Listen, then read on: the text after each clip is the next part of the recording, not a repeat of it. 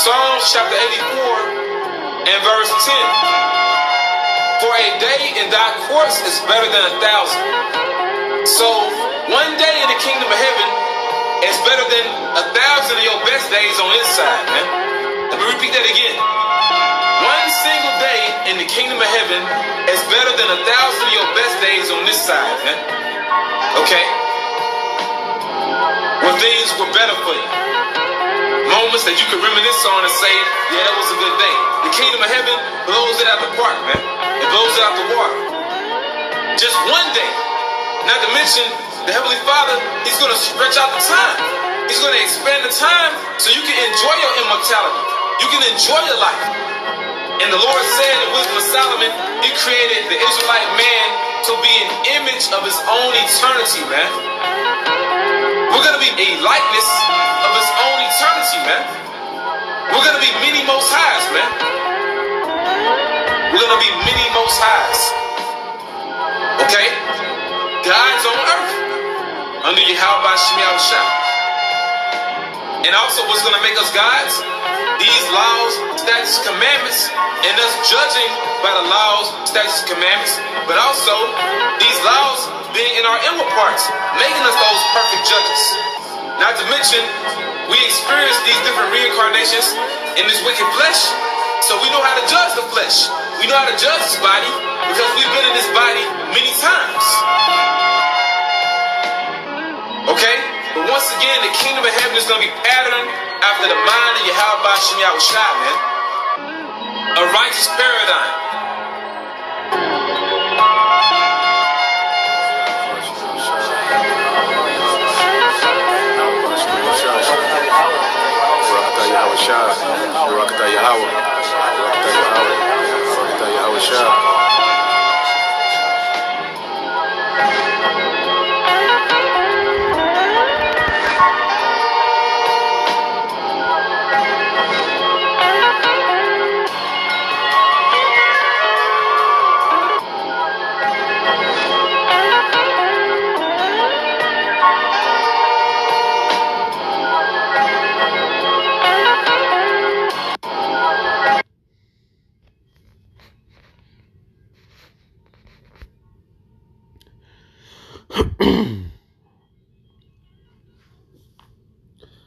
All right, Shalom.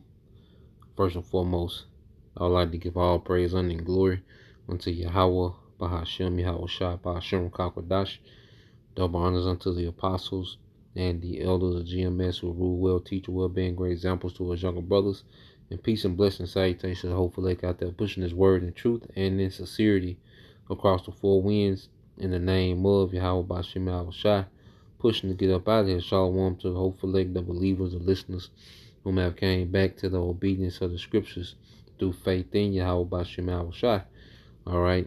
So yeah, we're gonna continue on. All right, going into the book of Daniel. All right, when you get into the 3rd chapter, that's where you get, the famous, all right, the popular story about the 3 Hebrew boys.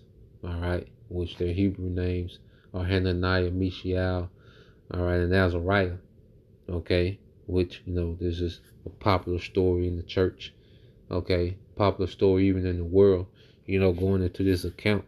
And we're going to go into it, all right, and go into how it relates to today, and just how our forefathers, always left a standard, for us to mimic, okay, when it comes to times of adversity, man, okay, because we're finding ourselves in a similar situation, all right, as Daniel the 3rd chapter.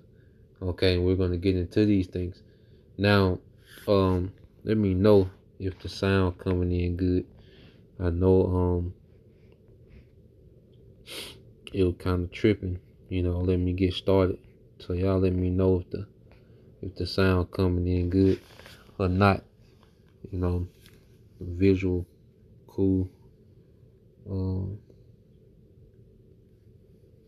Let's see if we gave a notification or not.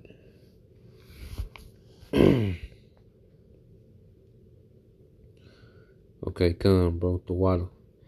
All right, so yeah, let's get to it. This is the book of Daniel, all right, chapter 3, verse 1. All right, Nebuchadnezzar, the king, made an image of gold, whose height was 60 cubits, and the breadth thereof 6 cubits. He set it up in the plain of Dura, in the province of Babylon.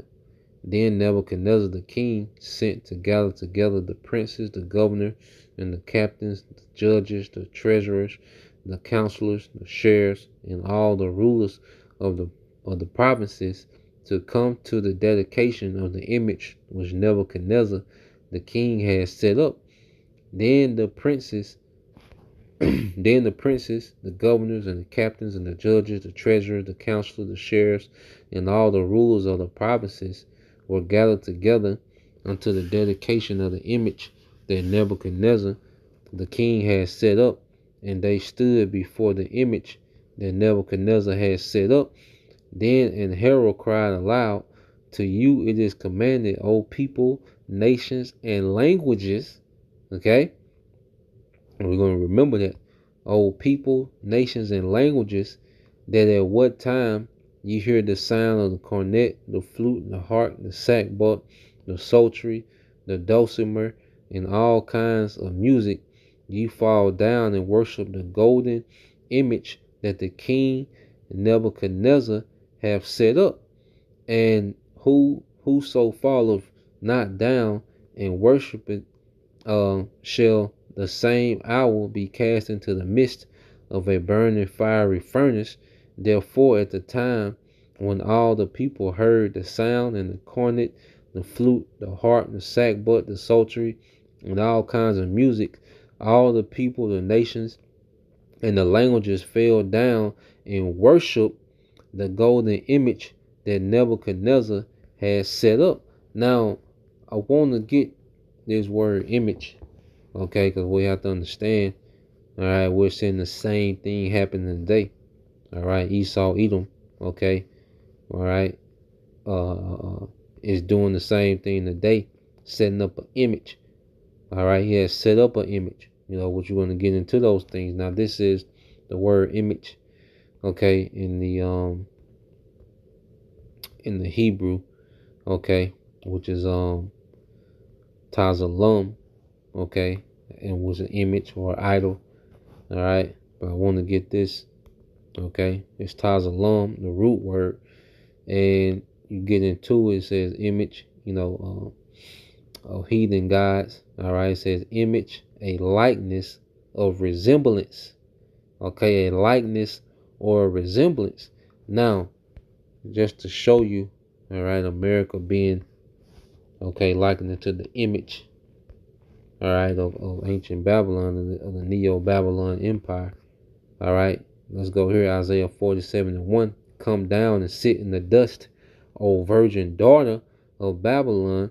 Sit in the ground. There is no throne, O daughter of the Chaldeans, for thou shalt no more be called tender and delicate. And this is a prophecy for America, okay, which is likened to the daughter of Babylon, because, all right, America moves, in the likeness, because you get this word daughter. All right, you get this word daughter in the Hebrew, which is bath, okay, and you get this definition, it says as personification. All right, so you get this word personification, and you go here. All right, so this is personification on the Google. It says the attribution of a personal nature or human characteristics to something non-human, or representative of an abstract quality in human form. Okay, and America is a representation of the ancient Neo, all right, Babylonian Empire. Okay, of the ancient Babylonian Empire, or Rome. Okay, which we're going to get that as well. All right, but America is symbolic, of these different empires. Spiritual Egypt, okay, Sodom, okay, even Assyria, okay. But we're going to deal with Babylon and Rome, okay, with this one, man. All right, because America comes in the likeness of those empires, man, and it has that image, okay, and their likeness mainly of Rome. Okay, so you go into the synonyms for, all right, personification, and what do you get? All right, you get image, representation, or a likeness, okay, or the embodiment. Okay, so the scriptures speak about the daughter of Babylon. Okay, America comes in the likeness and the resemblance of ancient Babylon. Okay, now let's go here and show you how America, all right, NATO and the EU is a revival, the likeness of Rome. Okay, now let's go to this is on Revelation 13:1. It says, and I stood upon the sand of the sea and saw a beast rise up out of the sea, having 7 heads and 10 horns, and upon his horns 10 crowns, and upon his heads the name of blasphemy, man.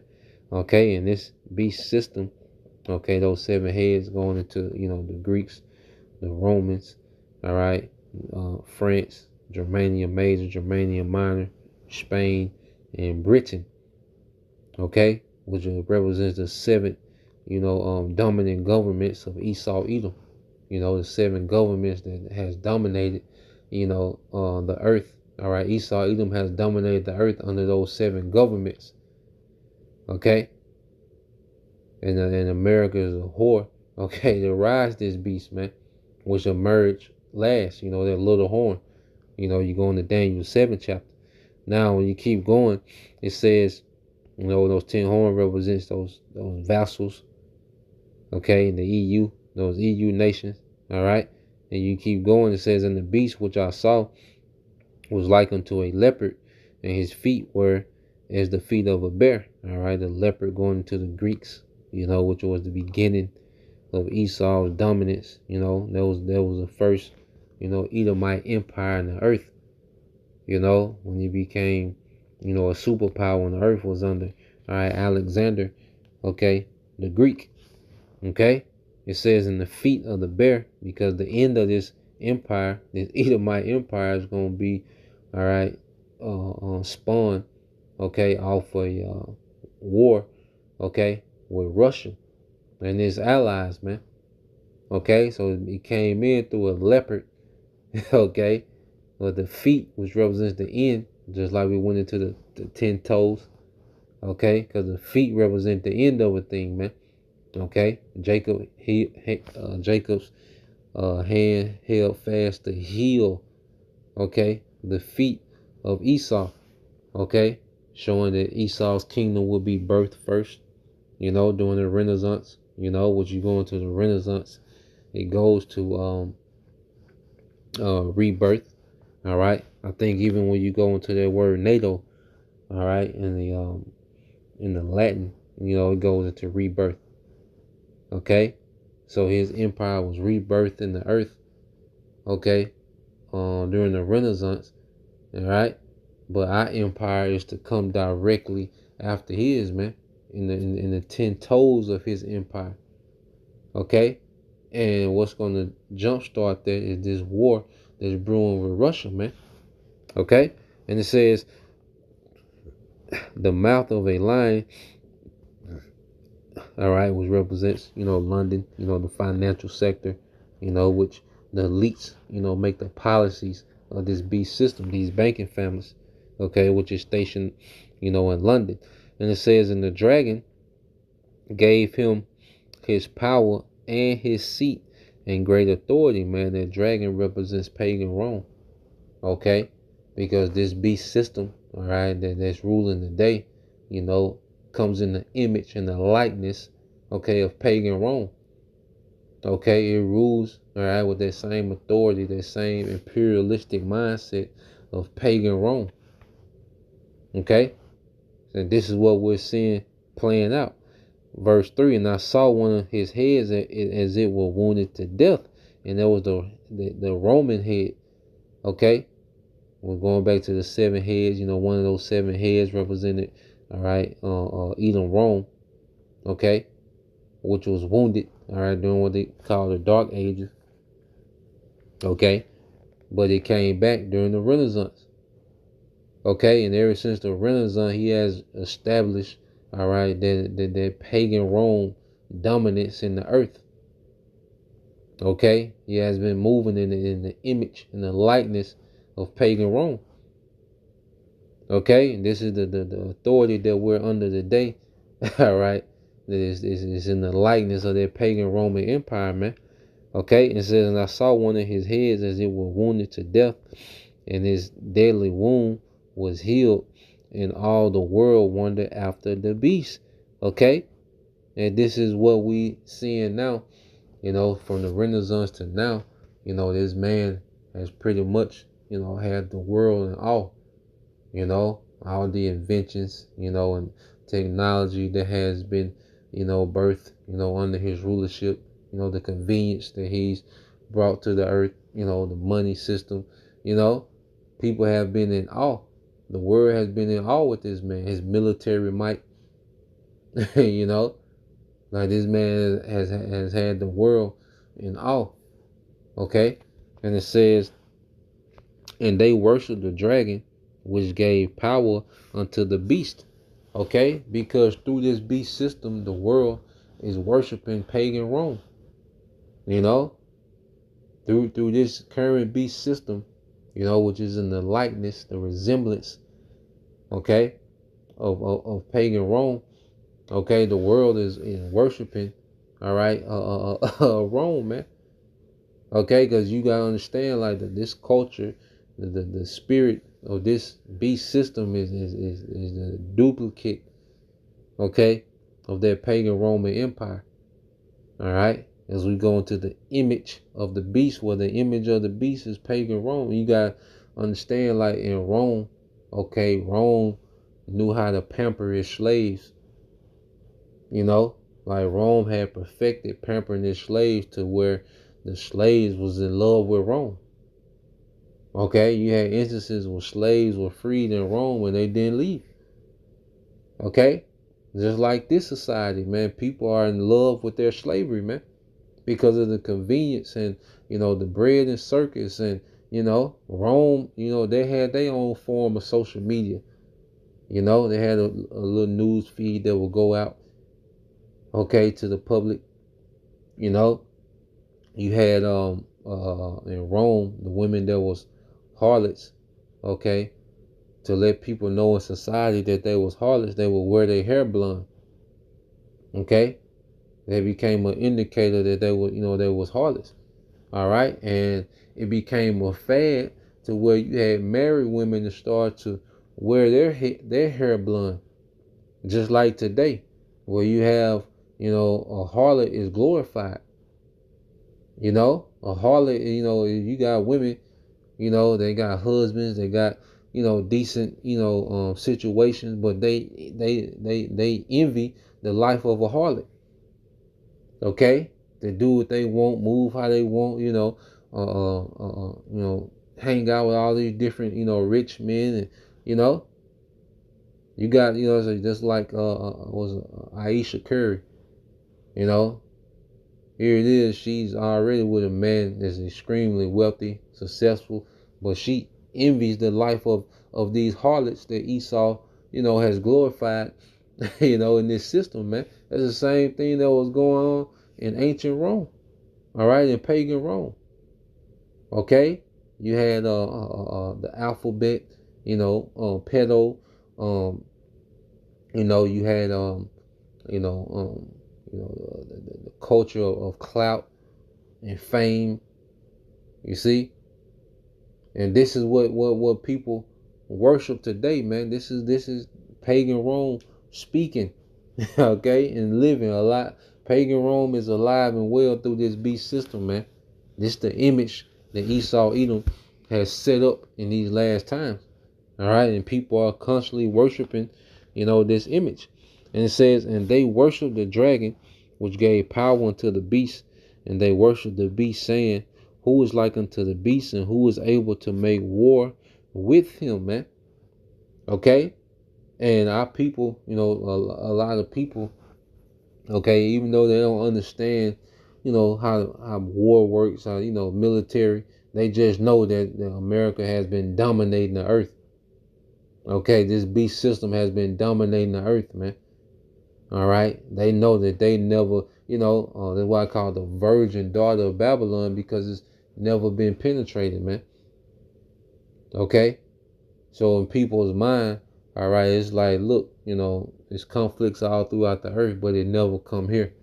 We good, we straight, you know, and that's the mind of the masses, man. And that's another reason that they worship, okay, this beast, because of their security. Okay, even though, all right, you have all this you know violence, within this society. There's just no foreign, all right, militaries have never invaded. And it says, verse 5, it says, and there was given unto him a mouth speaking great things and blasphemies, and power was given unto him to continue 42 months. Okay, and that 42 months goes into the same 350-year period, all right, spoken over in Revelation, the 11th chapter. Okay, going back to 1619, when they started to bring books of the Southern Kingdom over here to the Americas. Okay, because going back into it, you had the Spanish and the Portugal. They was first in the slave trade, going back to the early 1500s. Okay, then you had Spain. Okay, getting into it. I mean, you had Portugal and Spain get into it first, and then you had the French. And so you get Haiti, Dominican Republic, all that, was between Portugal, the northern tribes, all that was between, the French, Portugal, and Spain. And then you had America, the British getting involved, they was the last, of those three horns to get involved, all right, to start bringing the Southern Kingdom to the colonies, man. Okay, and that began that 350-year period, or this 42 months that we're reading about now. All right, and under this empire, this man has been, all right, this has been, okay, the platform of anti-Messiah in the earth. Okay, this beast system right here in America, man, mainly here in America. Okay, well, they completely lied about the Bible. They lied about who we were, lied about who they were. Okay, just blasphemy after blasphemy, man. They just gave, the most. They gave the Heavenly Father, just gave him, made it seem like his name was God. Gave his son the name of Jesus Christ, which that goes back to an idol. So rap is Christmas, and that's blasphemy, man. Put himself in the likeness of the Most High, and the likeness of the Messiah, the likeness of the prophets, the angels. Okay, and that's all blasphemy, man. Okay, and it says, why it says, and them that dwell in heaven, speaking of the angels, and it says, and it was given unto him to make war with the saints and to overcome them, going to the transatlantic slave trade. Okay, because we're prisoners of war, man. And power was given him over all kindreds and tongues and nations, just like Babylon at that time, all right, had authority over all kindreds, tongues, and nations. Okay, that's why, go back here just to link it, Daniel 3 and 4. It says, then, this is Daniel 3 and 4. It says, then a herald cried aloud, to you it is commanded, O people, nations, and languages. Okay, so we see in this time, Esau, that the ancient Babylonians had authority, okay, over people, nations and languages, okay, the known world of that time. All right, and Esau, all right, he has an authority on a global scale, because this was just in the region. This is why, America is called Babylon the Great. Okay, because this is a global influence. Okay, so let's go back here.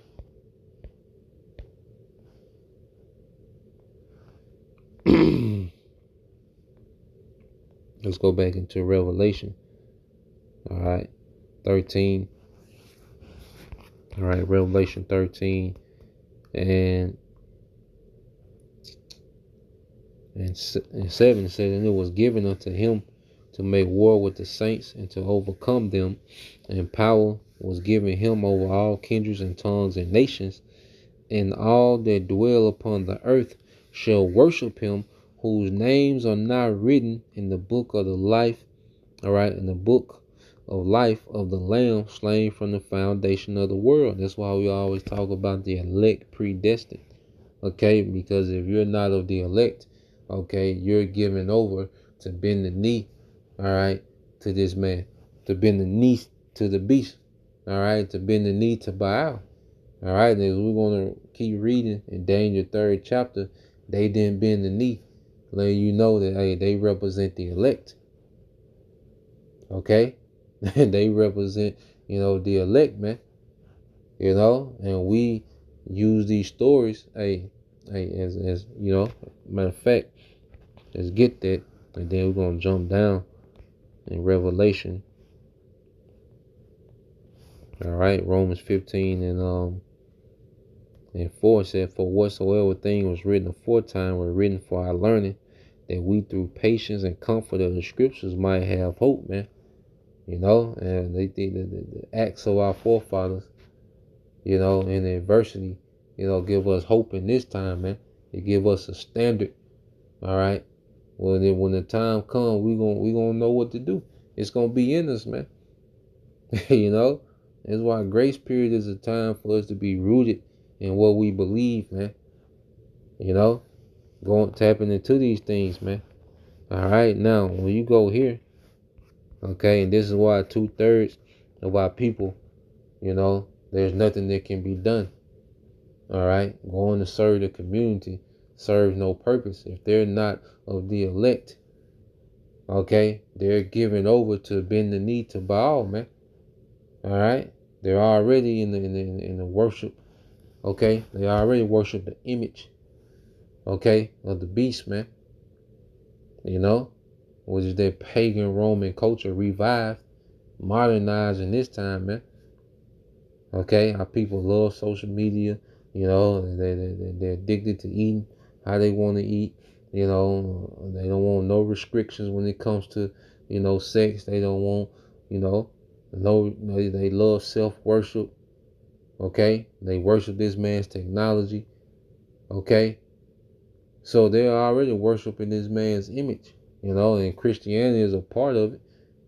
Because that's another stronghold that keeps our people enchanted, by this beast, but ultimately it's this whole culture that this man has popularized in this time, man, which is anti-Messiah, and it's all about, feeding your flesh, okay, and the masses of our people, they worship that, man, okay, so getting known because eventually, what would this man do within this system, okay?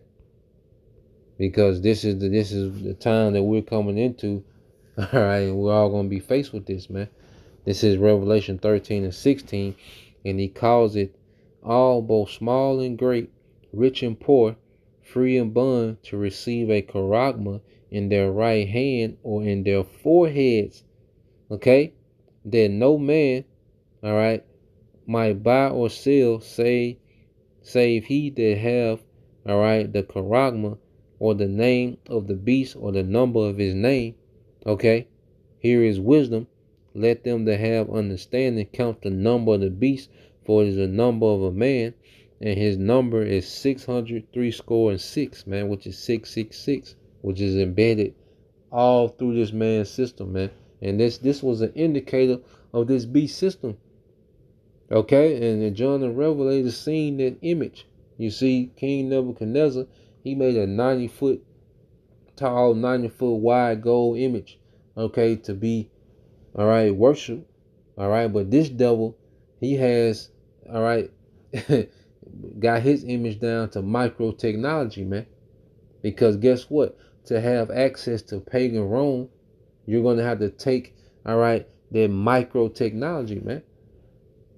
Okay? Because that's what he's finna cut off pagan Rome, the people's access to pagan Rome. He's finna cut that off. Okay? And the only way to get back into it is going to be to take, all right, that micro technology, man. That C-hip, all right, which is the MOTB. Okay? So let's say Nebuchadnezzar had a huge statue that you had to physically bow down to. But this man has a device that he wants to put in you, man. Okay, this is Babylon the Great. All right. So I just want to run that comparison, but let's go back to Daniel, okay, and read how our forefathers, they stood on their business, man. All right, this is Daniel 3:8. It says, "Wherefore at that time certain Chaldeans came near and accused the Jews. They spake and said to the king Nebuchadnezzar, O king, live forever. Thou, O king, hast made a decree that every man that shall hear the sound of the cornet, the flute, the harp, the sackbut, the poultry, and the dulcimer, and all kinds of music shall fall down and worship the golden image, and whoso falleth not down and worship it, that he should be cast into the midst of the burning fiery furnace. There are certain Jews whom thou hast set over the affairs of the province of Babylon." So they was, they was men of rank, and it showed you that they didn't care about their rank. They didn't care about their status, okay, in Babylon. They cared about their relationship with Yahweh Shemal Shah, okay, above everything, man. Okay. So going back into it. So it's a Hananiah, all right, Mishael, and Azariah. These men, O king, have not regarded thee. They serve not thy gods, nor worship the golden image which thou hast set up. Then Nebuchadnezzar, in his rage and fury, commanded to bring Shadrach, Meshach, and Abednego, which is Hananiah, Mishael, and Azariah. All right. They said, then they brought these men before the king. Now, let's show you another time this happened. Another time this happened, man. And there's going back to being, a noble people. It's good that we know our history. We go into other histories and different times, but speaking to myself first and foremost, it's good to know our history, our forefathers and their accomplishments, man. That's what we measure ourselves off of, man. That's what these other nations do. You still have Moabites, Ammonites. They measure themselves off ancient emperors and different, that's their history, man. But it's just good to get into our history, man. Lord, who I can, go more into it. This is the book of Esther, all right, the 3rd chapter, all right, starting at verse 1. It says, after these things, the king Osiris or Xerxes promote Haman, all right, the son of Hammedatha, all right, the Agite, okay, which he was an Amalekite. It says, and advance him and set him, all right, and set his seat above all the princes that were with him, and all the king's servants that were in the gates, in the king's gates, bowed and reverenced Haman, for the king had so commanded concerning him. But Mordecai, okay, which was Benjaminite, all right, bowed not, nor did him reverence. Okay, so this ain't nothing new, man. Our forefathers, they weren't budging. Okay, they weren't budging, man, when it came to particular things, man. They would, be cordial to a degree. Okay, but then it got to the point to where, hey, they had to take a hard stance, man. And we coming All right, to the time we gonna have to take a hard stance, man. Okay, verse 3 says, the king's servants which were in the king's gate said unto Mordecai, why transgressest thou the king's commandment? Now it came to pass, when they spake daily unto him, and hearkened not unto them, that they told Haman to see whether Mordecai's matters would stand, for he had told him that he was a Jew. And when Haman saw that Mordecai bowed not, nor did him reverence, then was Haman full of wrath, and he thought scorn to lay hands on Mordecai alone, for they had showed him the people of Mordecai. Wherefore Haman sought to destroy all the Jews that were throughout the whole kingdom of Xerxes, even the people of Mordecai. Okay, so this is nothing new. And guess what? The Lord made a high holy day out this nigga Haman. That's where you get Purim. Okay? Jake, shoot each other up in the hood. They brag about, putting niggas on t-shirts. Well, the Most High, all right, he'll make a high holy day out your ass, man. All right, and Haman, we know what ended up happening to him. He got hung, and his sons. Okay, and that's where you get that high holy day, Purim. All right, you see. So, let's go here in the book of Acts. All right, because this kind of sums up both of those stories when you go to the book of Acts, chapter 5. All right.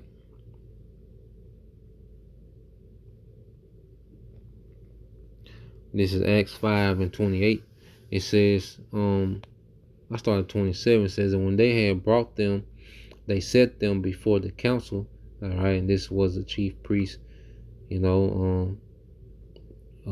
much, persecuting the apostles. Okay, and it said, and the high priest asked them, saying, did not we straitly command you that ye should not teach in this name?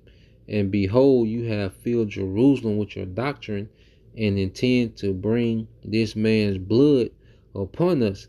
Then Peter and the other apostles answered and said, we ought to obey the Most High rather than men, because they want them to stop teaching in the name of Yahushua. All right, and you had all these people converting. Okay, you had certain instances with thousands, 3,000 here, 5,000 here. They was converting and following Yahushua, which took away from the status, of the Levitical priesthood. Okay, which they was linked up to who? Rome. Okay, and they was linked up to pagan Rome. You see? But they were like, look, man, we rather obey the Most High rather than men. And it's gonna come to a time where we're gonna have to make that hard stance. Like we great citizens right now. We stop at the stop signs and red lights. Okay, we pay taxes, we pay our bills. We tip good at the restaurants. Okay, Esau really don't have no problem out of us. Just in our day to day. Just being a citizen, man. Okay, but it's gonna come a time to where we're gonna have to make a hard stance. He's gonna want too much. He's gonna require too much. Okay, and just like the damsel Despetroff, hey, we're gonna have to holler out, man. So let's go back. Back to Daniel 3. Okay.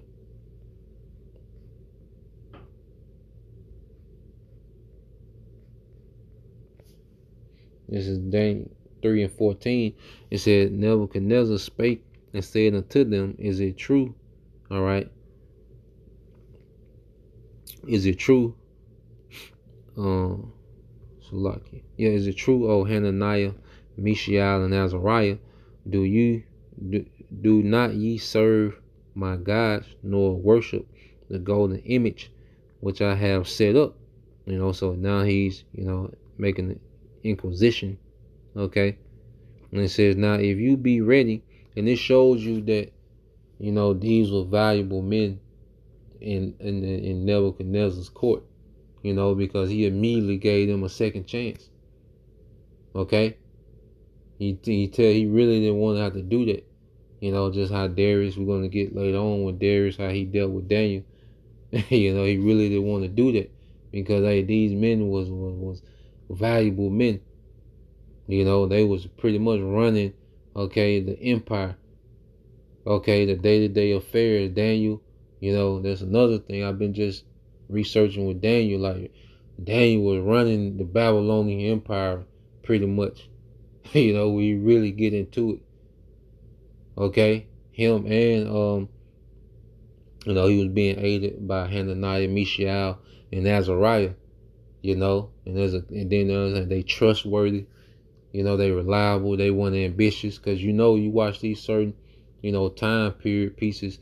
Everybody that's in the courts is plotting and scheming and backbiting. Even these niggas that's telling on that was telling on Hananiah, Mishael, and Azariah. There was just some grimy niggas that wanted more rank and authority. Just to put that out there. But this is Daniel 3:15 said, "Now if you be ready, that at what time you hear the sound of the cornet, flute, harp, sackbut, psaltery, and dulcimer, and all kinds of music, ye fall down and worship the image which I have made. Well, but if you worship not, ye shall be cast the same hour into the midst of the burning fiery furnace." Or what it says, "Or who is that God that shall deliver you out of my hands?" So now he's testing the Most High. Okay? And the Most High loves these circumstances.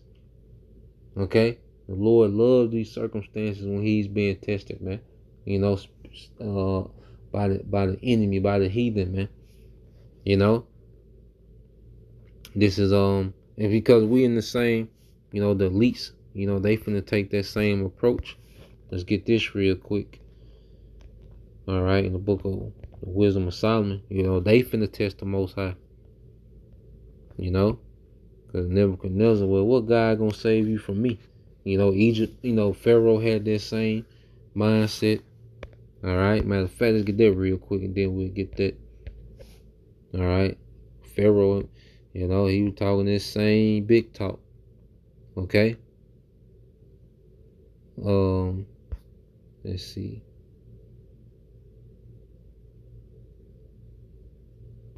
Yep, this is Exodus 5:1. It says, "And afterward Moses and Aaron went in and told Pharaoh, Thus said the Lord, power of Israel, let my people go." All right. And he said, "Thus said Yahweh, power of Israel, let my people go, that they may hold a feast unto me in the wilderness." And Pharaoh said, "Who is Yahweh, that I should obey his voice to let Israel go? I know not Yahweh, neither will I let Israel go." So Pharaoh got real disrespectful. And this was before the first plague, but the Lord, that's what he wanted. He wanted Pharaoh to be in that energy, man. You see? The Lord wanted Pharaoh to be in that energy, man. So you see Pharaoh respond like, who is the Lord? Who is, I don't want to just keep saying the name, but he had absolutely no, all right, respect, all right, for Yahweh Bashim Al Shah. Okay?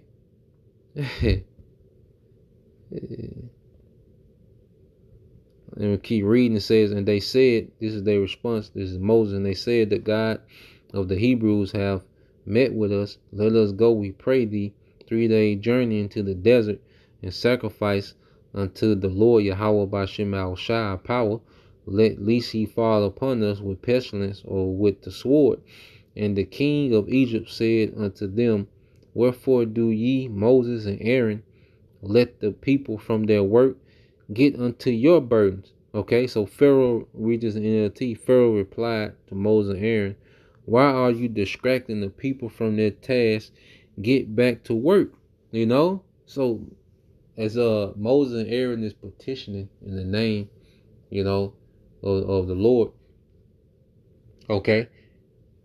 Pharaoh is like, first of all, who is this power you speak of? All right, and secondly, this is what you've been distracting the people with. Get y'all ass back to work, man. You know? So the Lord always sets the heathen up in this very prideful state, before he showcases who he is, man. And we see Esau moving in that same energy today. Okay? As we read in Revelation 13, how he had a mouth speaking great things. Okay, and this man is coming up with new ways, to be anti-Messiah every day. Okay, this is Daniel 3 and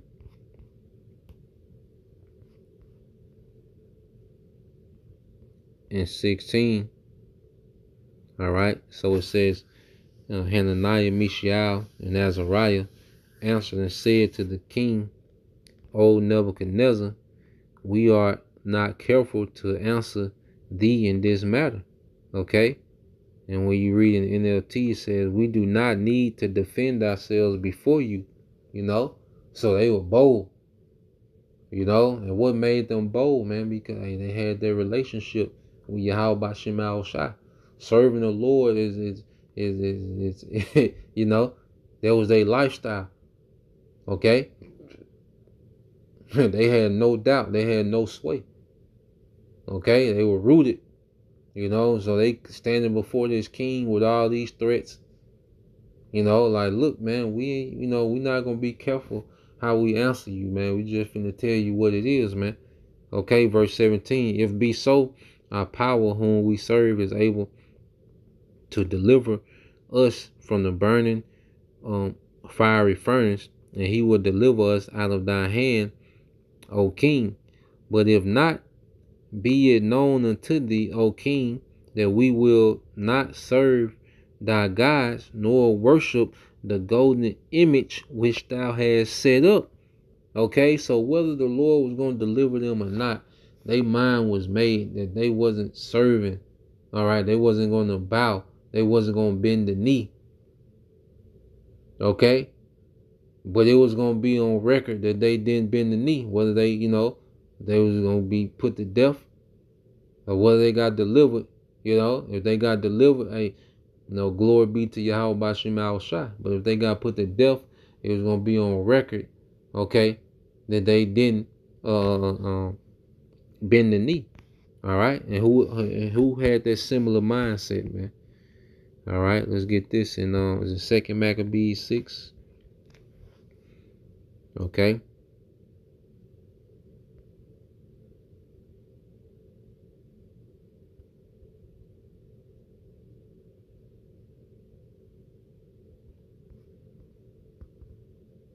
All right, so this is 2 Maccabees 6 and 18. It says, Eleazar, one of the principal scribes, an aged man and of a well-favored countenance, was constrained to open his mouth and to eat swine's flesh.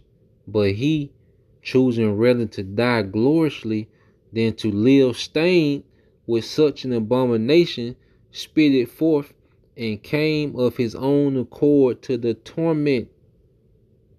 Okay? So this is our forefather left us a standard, man. And this is the mode, hey, we should be praying that we, all right, tap into in these times, man. He like, look, man, he chose the death. Then to put a stain on his name, man, to, he didn't want to live, all right, with that fact, all right, that he, all right, pretty much bent the knee. Okay, that he deliberately disobeyed Yahweh by Shema shot, man. He couldn't live with that, man. Hey, he put me to death, man. Y'all ain't talking about nothing. Put me to death, man. That's not gonna happen. That's the mode our forefather was in, man. Okay. It says, verse 21. It says, as it behooved them to come that are resolute to stand out against such things as are not lawful, for love of life to be tasted. Yeah, so at that moment, he hated his life. Okay, he hated his life to retain his integrity towards Yahweh Bashim Shai. You know, he loved Yahweh Bashim Shai more than his own life. You know, as the scriptures say, what they hated, let's get that. And it's a spirit that a lot of these, you know, precepts are in Revelation. All right, this is Revelation 12 and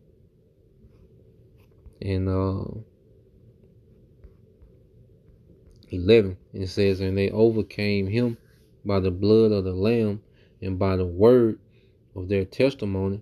All right, because Yahweh Shai, you know, Yahweh Shai, he's going to have us guiltless, man. We're going to come under all these accusations, you know, like you know, reading in Daniel, they're coming under accusation, man. They're being held guilty for something. Okay? Eleazar, he was being held guilty for something. Haman, he was being held guilty. Okay? In the courts of men. But the blood of Yahweh Shai is going to pardon us, man. Even if we do have to take the death, guess what? Yahweh Shai is the resurrection. We still going to be pardoned. Okay? So we're going to overcome through that blood, man, that pardon of Yahweh Shai, that sacrifice, man. Okay? And by the word of their testimony, and they love not their lives unto the death. Okay? This is why we're not here to you know, to be entangled with this life, man. We should be constantly dying to this life, man. Okay? And being renewed in the life that's to come, man, with Yahweh Shai. You know? So let's go back. You know, and you can read the rest of their story. All right, but just wanted to get that point. You know, the mold he was in. You know, forefathers unmovable, man. Through Yahweh Bashim Shai. All right, so let's go back to Daniel 3 and 19. All right, it said, then was Nebuchadnezzar full of fury, and the form of his visage was changed against Hananiah, Mishael, and Azariah. Therefore he spake and commanded that they should heat the furnace 7 times more than it was wont to be heated. And he commanded the most mighty men that were in his army to bind Hananiah, Mishael, and Azariah, and to cast them into the burning fiery furnace. Then these men were bound in their coats, all right, their hosen and their hats and their other garments, and were cast into the midst of the burning fiery furnace. Therefore, because the king's commandment was urgent, and the furnace exceeding hot, the flame of the fire slew those men that took up Hananiah, Mishael, and Azariah. And these 3 men, Hananiah, Mishael, and Azariah, fell down, bound into the midst of the burning fiery furnace. Then Nebuchadnezzar the king was astonished, and rose up in haste, and spake and sailed, all right, and said unto his council, did not we cast 3 men bound into the midst of the fire? They answered and said unto the king, true, O king. He answered and said, lo, I see 4 men loose, walking in the midst of the fire, and they have no hurt. And the form of the 4th is like the Son of God. See how it's shy. You know? So, as you see, they was unmovable, and they was ready to take a torturous death. Okay, in the furnace, man. Okay? And through their faith, man, Yahweh Shai showed up with a deliverance. Okay? Yahweh Shai is getting ready to show up for a deliverance, man, but it's going to take faith. You know? It's going to take faith. You know, it's going to be some decision. Like, we really going to have to stand on what we believe, man. Like, our faith is going to have us in some awkward situations, man. That straight gate. Okay?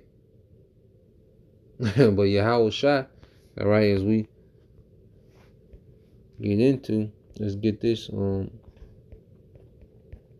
And this is why these things are written, for our learning, exhortation, these faith boosters, man, because these things really happen.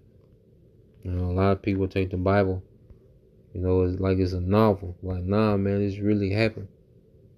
Okay, it's real life. Okay, this is Sirach 2:10 said, look at the generation of old and see that any ever trust in the Lord and was confounded, or did any abide in his fear and was forsaken, or whom did he ever despise that called upon him? Okay, and when you go into this account, all right, you got the prayer of Azariah. Okay, we're just gonna read down. I'm not gonna read all of it, but just reading to the points. Okay, so this is them actually going into the fire. Okay, so it says, and they walked in the midst of the fire, praising the Most High and blessing the Lord. You see, so they're walking to this furnace, praising Yahweh Bashim Al-Shai and blessing the Lord. Okay, extreme faith, man. Verse 2, then Azarias stood up and prayed on this manner, and opening his mouth in the midst of the fire said, blessed art thou, O Lord, power of our fathers. Thy name is worthy to be praised and glorified forevermore. For thou art righteous in all the things that thou hast done to us. Yea, true are all thy works, thy ways are right, and all thy judgment truth, in all things that thou hast brought upon us, and upon the holy city of our fathers, even Jerusalem. All right, because they was, remember, taken captive. Okay, they understood they was being punished for disobedience. Thou hast executed true judgment, for according to truth and judgment didst thou bring all these things upon us because of our sins. Okay, for we have sinned and committed iniquity, departing from thee. In all things we have trespassed and not obeyed thy commandments, nor kept them, neither done as thou hast commanded us, that it might go well with us. So you see, their mindset is not to complain and play the victim. When we get in certain situations, man, in the near future, man, the worst thing we can do is play the victim, like we're being wrong. Like, nah, we understand the Lord is taking us through this, man. Whatever it might be, how about Shema Shai is taking us through this, man. Whatever, telling what we might, what predicaments we might be in, but the last thing, the thing we can't do is play the victim, man. Okay, because the Lord is just, man. Whatever he's doing to us is justified. Okay, ain't nobody above judgment. You've been in the truth and you've been doing what you're supposed to do, and that don't mean that the Lord, all right, ain't gonna test us, man.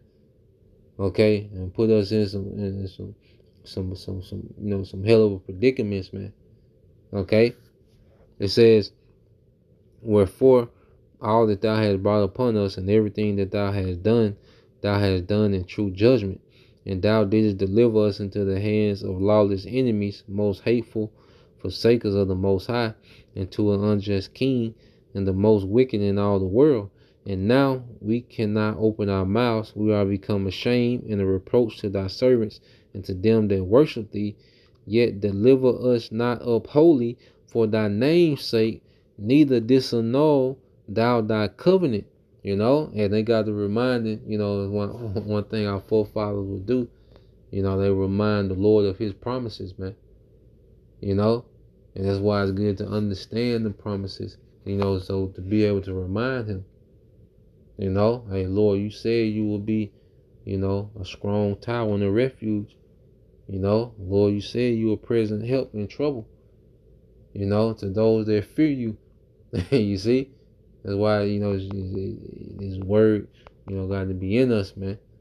And it says, and cause not thy mercy to depart from us for thy beloved Abraham's sake, for thy servant Isaac's sake, and for thy holy Israel's sake, to whom thou hast spoken and promised that thou wouldst multiply their seed as the stars of heaven, and as the sand that lieth upon the seashore. So he's going into the promises. He's going all the way back. you know. And it says, "For we, O Lord, are become less than any nation, and be kept under this day in all the world because of our sins. Neither is there at this time prince or prophet or leader or burnt offering or sacrifice or oblation or incense or place to sacrifice before thee and to find mercy. Nevertheless, in a contrite heart, in a humble spirit, let us be accepted." Okay?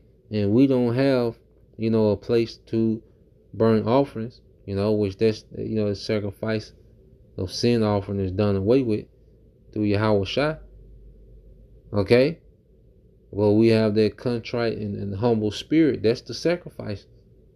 That's the requirement, man, in these times. You see? Just as Psalms 51. Let's get that real quick. Psalms 51. All right. This Psalms 51:16 says, "For thou desirest not sacrifice, else would I give it. Thou delightest not in burnt offerings. The sacrifices of the Most High are a broken spirit, a broken and a contrite heart. O power, thou wilt not despise, man." So a true heart of repentance, the Lord won't despise.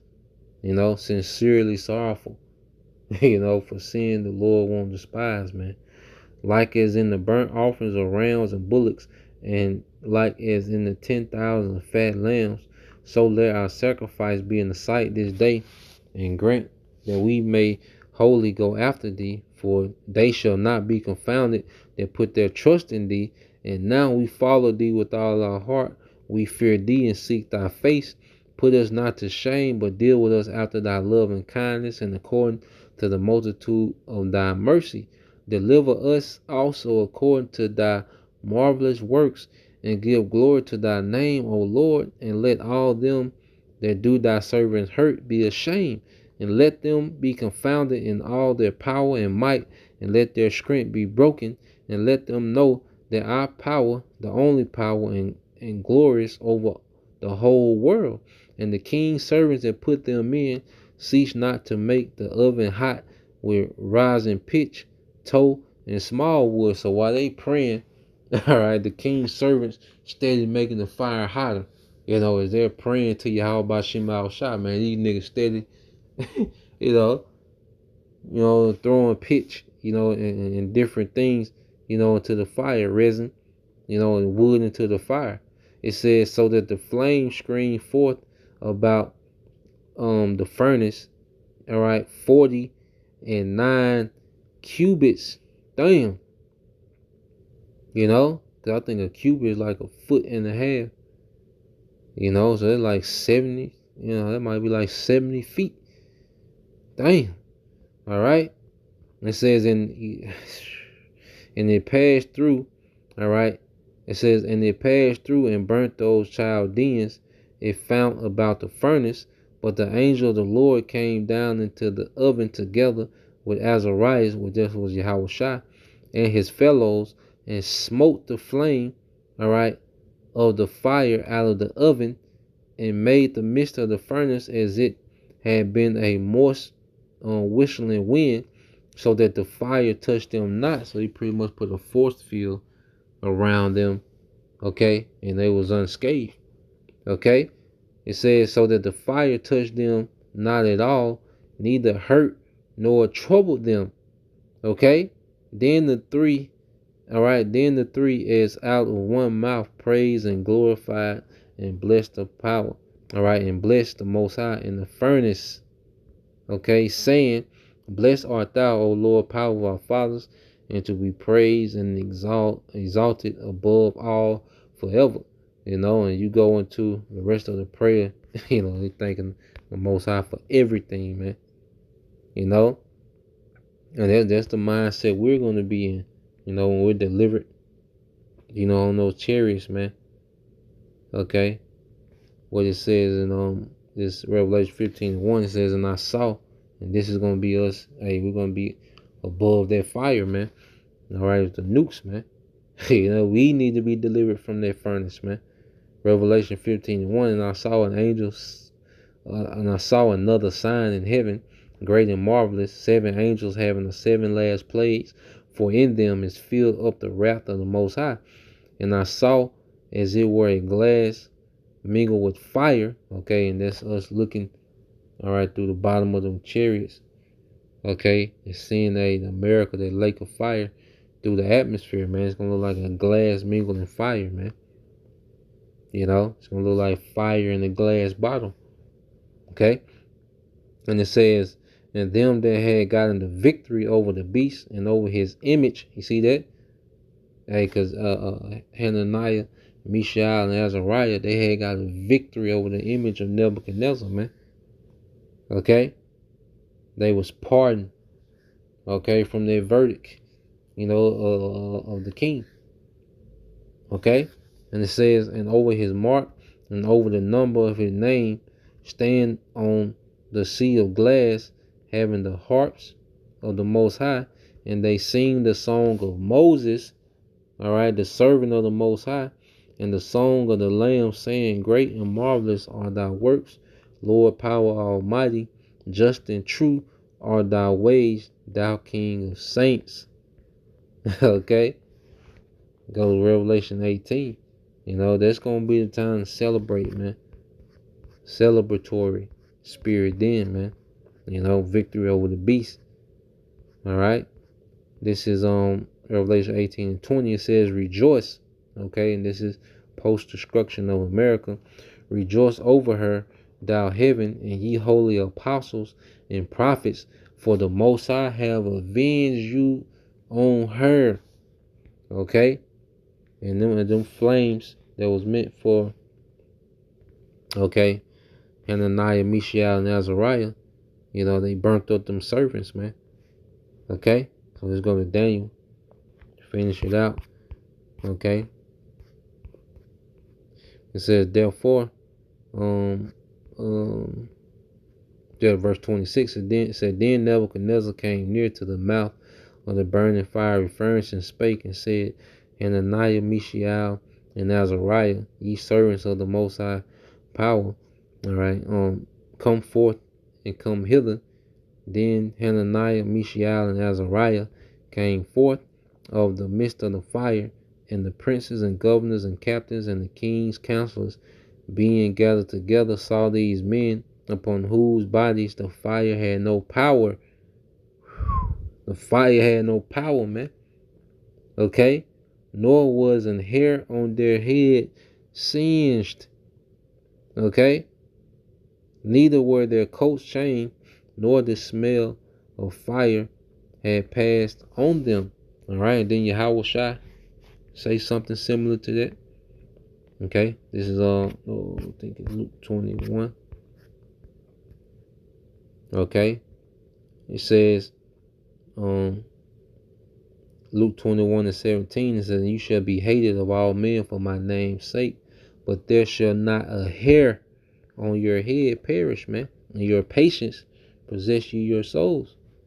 You know, so, you know, you got those, you know, you got believers, okay, that's allotted to be martyrs, okay, and the Lord gonna give, you know, who's ever lot that is a spirit to deal with that, man, you know.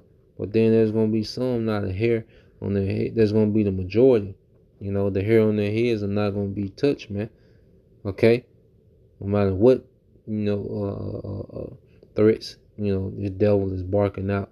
This is Daniel 3, and 28. It said, then Nebuchadnezzar spake and said, blessed be the power of Hananiah, Mishael, and Azariah, who have sent his angel and delivered his servants that trusted in him, and have changed the king's word, and yielded their bodies, that they might not serve nor worship any power except their own God.